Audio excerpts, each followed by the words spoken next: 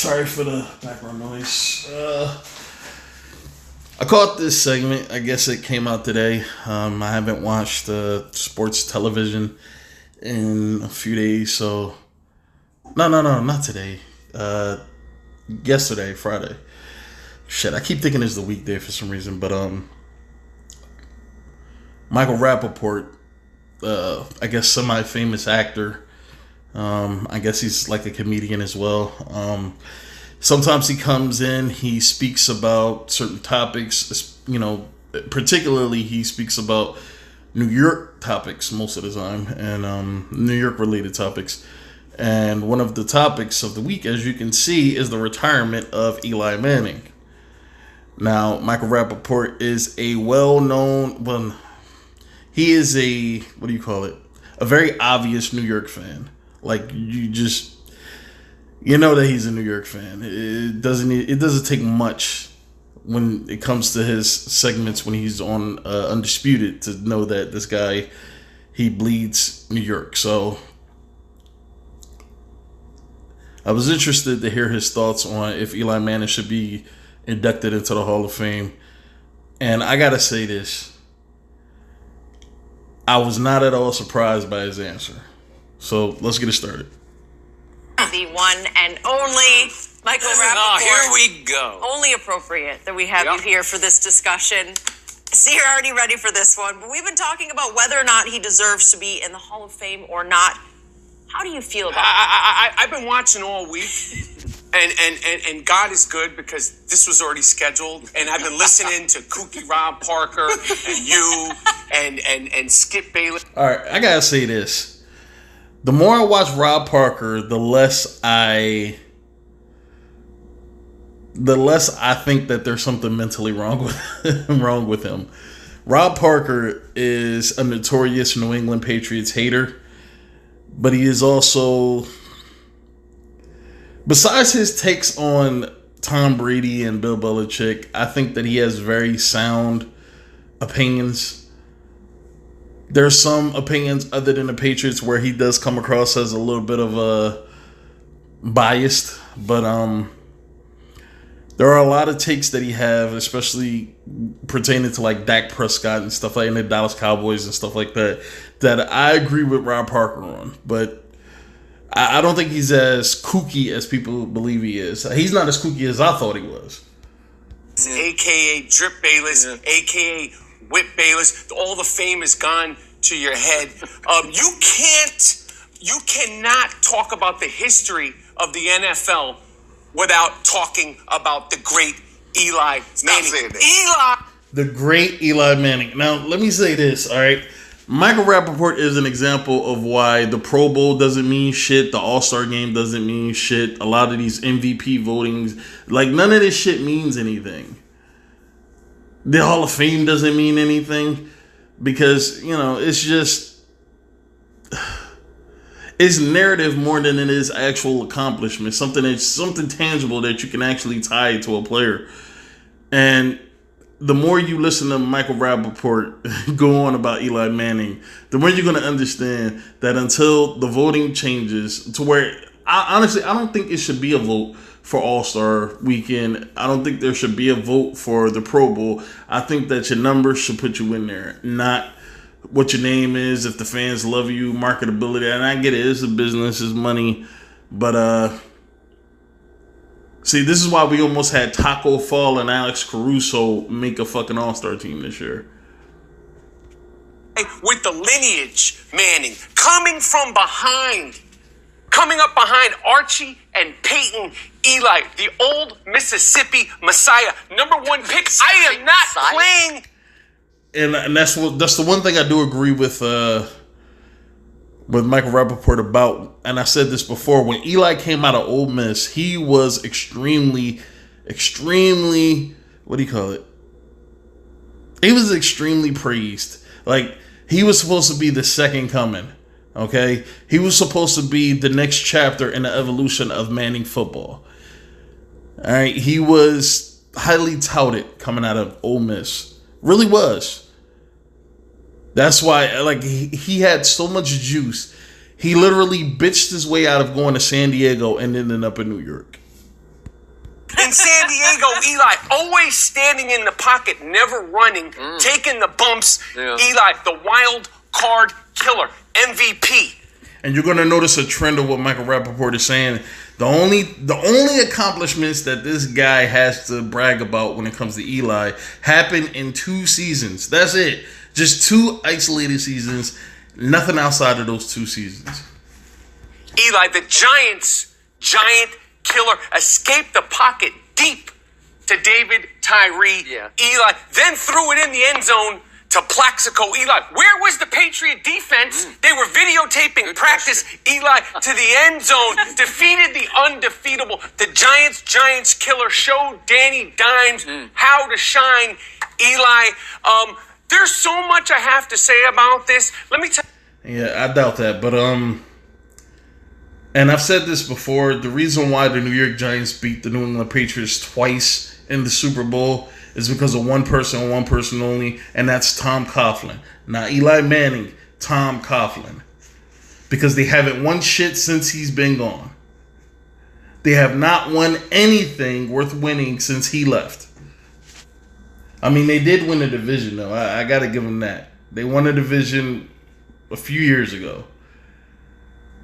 But I think that team was so talented, there was no way you could really fuck up winning a division with that team. And also, that division seems to be getting worse and worse. The Redskins seems to be just getting worse or just staying where they are. The Eagles are all over the place. The Cowboys are the Cowboys. Like, that division is not like a great division anyway, so it wasn't much for them to win that division. Something.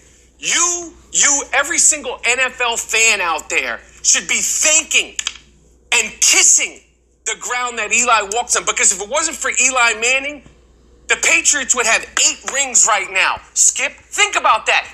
If it wasn't for Tom Coughlin, the Patriots would have 8 Super Bowls. But again, let's not try to revise history. The Giants won. Eli was a part of that winning. But he wasn't the reason they won. Let's not forget it. He was not the reason they won. Not 1, 2 rings away from the GOAT. He beat A-Rod, and he beat Tom Brady. Not once, not twice. Eli Manning and Michael. The only thing that they can do when it comes to Tom Brady and trying to besmirch his career, his legacy, are the Giant Super Bowl losses and the apparent cheating or whatever. Those are the 2 things that people use to try to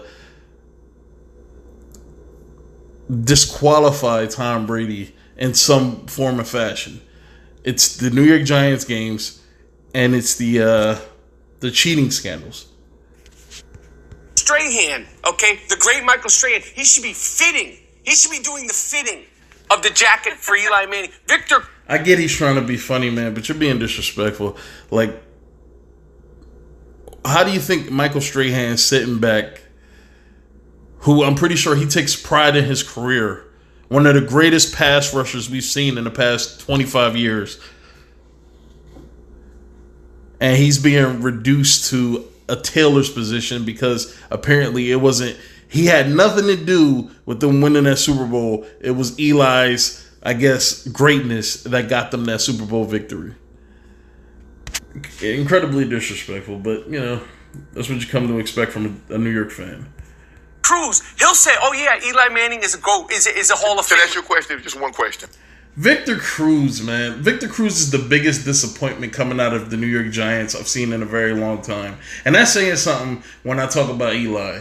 Because Victor Cruz, his first year on the Giants squad, where he pretty much made a name for himself in the preseason. They signed him on for the regular season. He fucking played unbelievable football. I mean, the shit that we're seeing receivers do, Victor Cruz was doing that. And then once he got his contract, I mean, the injuries just, I mean, he could not stay healthy to save his fucking life. So I don't know, man. I don't know. I wouldn't trust too much of what Victor Cruz has to say, man. I think he's the biggest disappointment in Giants history. He has to be. I mean, because, I mean, that dude had the talent. And I'm not saying that he did something to be the disappointment. It's just sometimes those injuries, man, they fucking kill careers, man. They kill careers. This is my biggest question mark about Zion, is that I think those injuries could be an issue. Would you think less of Tom Brady if he had 6 rings instead of 8? I don't think you do. He's still. Now let's let him have that, because you gotta discredit Tom Brady at every turn. You have to find a way to do it somehow. Cold and Shannon, I listen to Rob Parker, and I'm not going to come on. And I know what you guys want to do. You want me to disparage the great Broadway Joe Namath. I'm not going to sit here, because that's what people say. Well, if this guy got in, I'm not comparing him to anybody. He did. How many rings you got? 3. Okay. How many rings does Aaron Rodgers have? 1. How many rings does his brother, the great Peyton? 2. Okay. And how many rings does his father have? None. Okay. The man has 2 rings. The man's a Hall of Famer. I dealt with all the interceptions. I dealt with the face that didn't change. I saw it all. And you know what this really has to do with? What? Tony Romo. That's what this has to do with, Skip. All the disrespect. Tony Romo's a Hall of Famer? No, exactly. He's not a Hall of Famer. And how many rings does Tony Romo have? I would just take out. How many rings does Tony Romo have? He's got 0. That's the hate. You should be thanking Eli Manning, because Tom Brady he took it away from twice. Randy, what Hall of Famers did he have on the offensive side of it? The people he had: Ahmad Bradshaw, Brandon Jacobs, Akeem Nicks, Mario Manningham. Tom Brady had. Really? Really? Look, I'm not saying that this dude had incredible talent around him, surrounding him. I'm not saying that. That's why I say I think a bigger portion of the pie needs to go to Tom Coughlin. And the job he was able to do with surrounding Eli was suitable. When Ahmad Bradshaw, during that second Super Bowl, Ahmad Bradshaw was one of the hottest running backs in the NFL. Now, he wasn't the stat guy. He wasn't the guy that was rushing, for like 1,500 yards and 10, 15 touchdowns or nothing like that. But his elusiveness, he was a 3-down back. He had the ability to run, but he also had the ability to catch the ball out of the backfield. He was the Giants' version of Brian Westbrook, but he just didn't have the production Brian Westbrook had. All right, those years when he had them, they were great players. Hakeem Nicks, he was a great player the year they won the Super Bowl. Mario Manningham made an incredible catch. Because to be honest, although I thought that was a good throw by Eli, that ball was thrown out of bounds, and Manningham did his damnedest to keep his feet in bounds while under pressure and pull that ball in. We can't sit here and discredit them. They have to catch the ball, man. Like, if David Tyree didn't catch that pass and Mario Manningham didn't catch that pass, are we still talking about Eli? Are we still talking about him being a 2-time Super Bowl champion?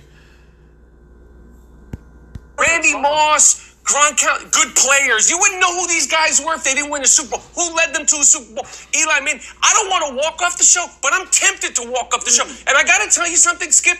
The chains, the whips, the jewelry, it's gone to your head. I don't know where the whips came from. No, Whip Bayless. Okay. Where you broke the internet the other night. Did you ever think that in your wildest dreams that he'd be the cool guy on the show? He's out-cooling you right now. Lambo Larry? Yeah, that's what he's talking. He talking about, he driving a Lambo in Miami. Iron Man Eli. He did it all with class, and he did it in the biggest market, never wavered, never danced, never brought any attention to himself. Okay? Tony Romo. That's what this is about, Skip. Whew. Go ahead, Skip. I doubt this is about Tony Romo. Look, Tony Romo was a good quarterback. I'll make arguments saying that. I think people were incredibly hard on Tony Romo. I think Tony Romo being an undrafted quarterback, coming in, being able to win the starting job on the most notable team in professional sports, one of the most notable teams in professional sports, in the Dallas Cowboys, and being able to maintain a starting position for 10 years?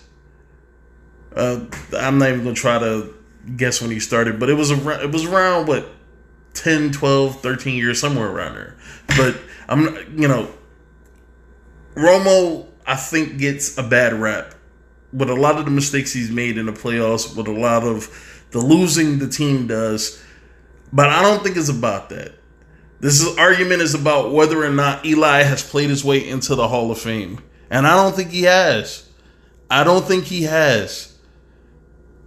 I mean, you could use the numbers as an argument, but to be honest, I don't even know if they're strong enough. He's going in there. There's no way they're not going to not put him in there. He's going to go in there. I just don't think he deserved it. I don't think that his career was necessarily fantastic.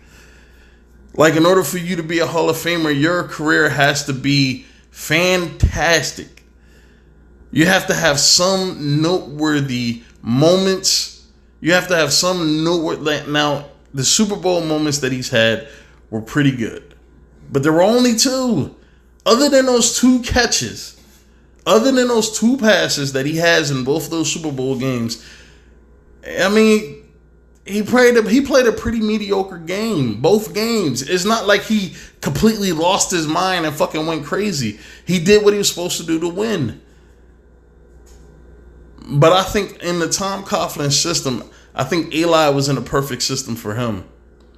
He wasn't relied on to do too much. He had enough pieces around him that was able to do their job, and the defense fucking shined. And if we're being honest, I got to tell you who I think was a huge part of those Super Bowl wins, even more than Eli. Well, that one Super Bowl win, even more than Eli, was what the fuck is the guy name? JPP, Jason Pierre-Paul. I fucking almost forgot his name. Jason Pierre-Paul, during the second run that they had at the Super Bowl, I mean, this dude played out of his fucking mind. He had to be one of the best defensive linemen in the NFL that year. I mean, when you have a guy that fucking goes as crazy as he did during an entire season, I don't know, man. Like, I think that more credit needs to be spread around, and I think it takes a lot of credit away from Eli. Rightfully so, because I don't think that Eli was the most pivotal part of those Super Bowl wins. I just don't believe he was. I think those defenses did a phenomenal job with keeping New England from being able to put too many points up on the board. Go ahead, let you have it. Go ahead. Speaking strictly as a Cowboy fan, and by the way, you are a born, dyed-in-the-wool Blue Giants fan, correct? Yes, sir. So you have zero objectivity. Now I'm going to come with some objectivity. Speaking for Cowboy Nation, we will miss Eli Manning because for the last, 8 years, we owned Eli Manning. We couldn't wait to play Eli Manning because... And this is what makes me say the most that Eli doesn't deserve to be in the Hall of Fame. There's too much time. There's too much time where he did nothing. Like 8 years, like 7 to 8 years since this guy has done anything noteworthy. And then before that, it was he had 2-3 years where he did nothing. They won the Super Bowl. Then it was like 4 years where he did nothing. Then they won the Super Bowl again, and now it's been 8 years. He has too much time outside of those Super Bowl years where he's played mediocre football. And he's led 3 of those years he's led the league in interceptions, which is very impressive during the time where it is so easy to throw touchdown passes. Like, for every 1 interception I see most quarterbacks throw, they throw at least 2 touchdowns. At least 2. I don't know, man. I don't know. Over the last 8 years that he was your starting quarterback, you made the playoffs once. And you're trying to put that guy in the Hall of Fame with a 117 and 117 500 career record? A guy who made only 4 Pro Bowls in 16 years as a starter? Are you kidding me? Who led the league in interceptions 3 times? How can you? He's disqualified from any Hall of Fame. And there's the difference between throwing a lot of picks and leading the NFL in picks. I don't think Eli has ever led the league in touchdowns, but he's led the NFL in picks 3 times. Talk, please, because he actually made only 1 great throw in his whole career, and it was to Mario Manningham. But it would have been canceled. That pass to David Tyree, and I will say this, and I will keep saying it, he closed his fucking eyes and just threw that ball up there. God, it would have been rendered irrelevant if Tom Brady hadn't been slightly high and outside, but the Hall of Famer Shannon Sharp says he really had to throw the ball up the seam to Wes Welker on his outside shoulder, or the safety was about to obliterate little Wes Welker. Yeah. And it wasn't a terrible throw. Wes got his hands on both two hands on the football. If he catches it, Eli only has one ring. And if Eli Manning had not pulled off the luck, I can say with certainty that Tom Brady, when they lose a lot of these playoff games, a lot of his weapons do come up short. Like in this last, the playoff loss against Tennessee, there was a catch that Julian Edelman should have had. And not only did he drop the fucking ball, it was I believe it was third down. It was third down and they punted the ball on fourth down. And I told myself that play is going to come back to haunt them, and that's what happened. He should have caught that pass for a first down. And we might have been looking at these playoffs a little differently. Biggest play in Super Bowl history, according to Eli Manning. Then we would have no rings for Eli Manning, and Tom Brady would have 8 rings because it's 3rd and 5 at the Giants 44. And they're hitting him, pulling him, scratching at him. He is in the grass. In the grass. Today's rules, you're down. Yeah, but this is a Super Bowl. We play until we get down. The guy with no mobility escapes from 3 Patriots pass rushers who have their hands on him. I think it was 6 Patriot pass rushers. I don't know how. Where was the great vaunted Bill Belichick defense then? I don't know. So he finally escapes. He runs backward. Yep. He closes his... Vince Wilfork had his hands on Eli Manning during that scramble before he threw it to David Tyree. Vince Wilfork should have had that sack. He, as a defensive lineman, it's your job to get to the quarterback. And if you get hands on him, you take him down. And he didn't do it. Eyes. He didn't close them. He put both hands on his eyes like this and threw it as far as he could. Right, and what the guy do? Catch it, and then on the next... Wait a second. David Tyree is more responsible for that catch than Eli's pass is. What did the guy do? He stuck it on his face mask. Found a way. Stuck in his face mask. In fact, he didn't actually touch the football. It just stuck in his mask. And the great Rodney Harrison, he was really good. Yeah. I don't know where he was. And he thought the game was over. And where was that great Patriot defense the next play? Why was Plaxico... I mean, we all knew it was going to him. It was almost like a practice throw. Where was the... Yeah, and I will say this forever until I'm not able to talk anymore. I think that was the biggest blunder in Bill Belichick's career that I don't think he'll ever be able to take back. Is putting a 5'9" Ellis Hobbs, 5'9", 5'10" Ellis Hobbs on a 6'5" Plaxico Burress on the goal line. Like, I don't understand what makes you think that play is going to work. What makes you think that play is going to work? That is a jump ball. That is the easiest fucking play to make. The easiest play you can give them. You know what? I think that is your best point and the only good point that you have made because Belichick's The only good point that I made? Yeah, 12 plays, 83 yards for a touchdown to win the game after the great GOAT Tom Brady had driven 80 yards the other way for what should have been another game-winning drive. It shoulda, coulda, Atlanta Falcons. It does not matter.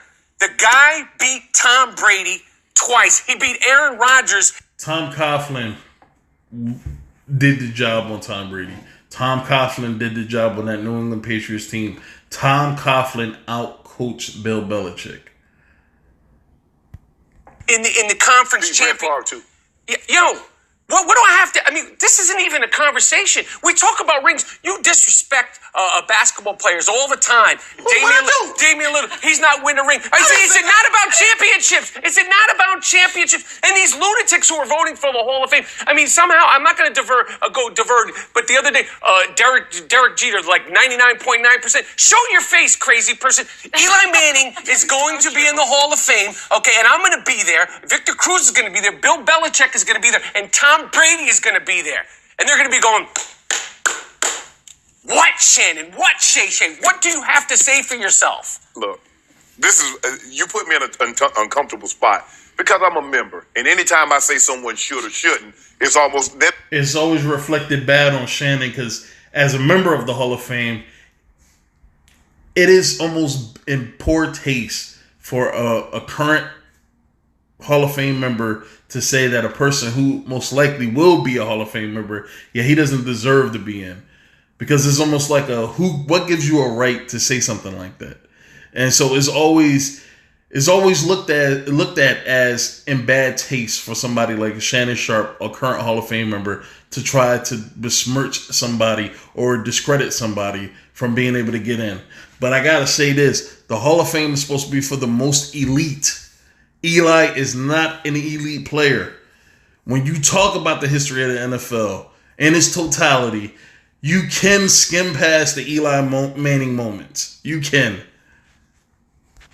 Don't say Shannon Sharpe said. They say Pro Football Hall of Famer says he shouldn't. And you deserve that. So I try to stay out of the fray. But when I signed up to usually sit across from Skip Bayless, I said I'm not backing away from anything. He's going to get in. That's right. But his body of work, was he a transcendent player? No. Was he a historically great player in his era? No.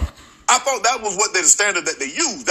Eli has never been an all-pro. Eli has never been looked at as the best quarterback in the NFL ever. In his career, the best quarterback that year of any year that he's been in the NFL, he has never been looked at as, this is the guy for this one season. We looked at Patrick Mahomes, we looked at as Lamar Jackson. We've never looked at Eli that way. Eli has never won an MVP award. Eli has never won an Offensive Player of the Year award. Eli didn't even win Rookie of the fucking Year. Eli has never won an award outside of going to the Pro Bowl 4 times, which, again, I give my thoughts on the Pro Bowl and the problems I have with it. And besides those 2 Super Bowl MVPs, which they always give them to the quarterback, and I don't understand why. Because, like I said before, James White should have got the MVP award in the Super Bowl against the Falcons. That's what they told me when I came out. I guess not. Nah, but here's why he's going to get in. He's one of 5 players to win 2 Super Bowl MVPs. Bart Starr, Brady, Montana, and Terry Bradshaw. Boom. He was the face of a market. They always give it to the quarterback. It's not even fucking, like, it's not even impressive, to be honest. They always give it to the quarterback. Now, they gave it to Julian Edelman, and that's only because they couldn't give it to Brady. They could not find a way to give that shit to Brady. They had to give it to somebody else because Brady just did not play well in that game. Keep franchise for 16 years. With class. If they would have gave it to Brady, which I'm pretty sure they were trying to find a way to, it would have looked way too obvious. Skip, he showed up to work every single day to 210 straight starts. Now, he didn't always get the work done, but he did show up. But let's be real. 117 and 117. I don't care about it. I know what it is. Does it bug you? It bugged me. It drove me crazy. Thank you for watching. But that's it, though, man. Like, Eli's going to be in there. There's nothing that anybody can do about it. There's nothing anybody can say about it. He's going to get in. And if not on his resume, he's going to get in on his name and the fact that he was a part of 2 teams that beat the New England Patriots in the Super Bowl. But that's about it. All right.